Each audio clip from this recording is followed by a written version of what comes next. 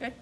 So the glomerulus, right, is all the capillary system inside, covered by the podocytes. The podocytes make up the visceral layer, right, on top of the glomerulus. The parietal layer would be the outer one, okay, which is part of the Bowman's capsule. Okay, so this is all Bowman's capsule.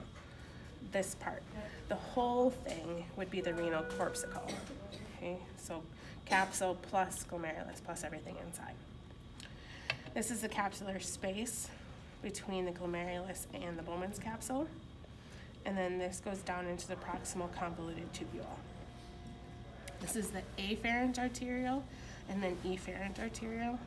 Afferent are going to be a little bit wider in diameter, right, and their muscle walls are thicker. This is the juxtaglomerular apparatus, and then the row of cells that are closest to the glomerulus, so about 4 or 5 of them, they look a little bit taller here. Those are the macula densa. Okay? And that's the one that's responsible for detecting salt levels and mean arterial pressure. On here, we have the glomerulus again, afferent arteriole on this side, and then efferent is the red one over here. This part that's cut open is the juxtaglomerular apparatus, again with the macula densa on the cells closest to the glomerulus. Then for the tubules coming off of the Bowman's capsule goes into the proximal convoluted tubule. So in the yellow is proximal convoluted tubule. That comes down into the nephron loop where you have different parts of it.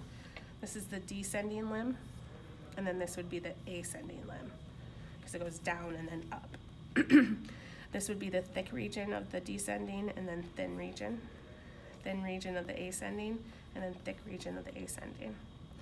Once it gets back up into here, then it's all distal convoluted tubule in the white. This is a better representation of the nephrons, and I'm going to show this one. So this is the renal corpuscle because we have everything in there and the outside Bowman's capsule. So if I cut through there, you would see the glomerulus, but you don't see it from this view because it's in that capsule. So coming off of that is the proximal convoluted tubule in that yellow again. Okay. As soon as we get down to the part where it drops straight, right, that's the nephron loop. We got descending, thick and thin, ascending, thin and then thick. And then once it gets back up to this area, these are all distal convoluted tubule in white. That comes and then crosses over into the collecting duct. Draining into the collecting duct, and the end part of this is the collecting tubule. So just the end part of the distal convoluted tubule is the collecting tubule. So this would be one, this would be one, this would be one. You have multiple nephrons drain into one collecting duct.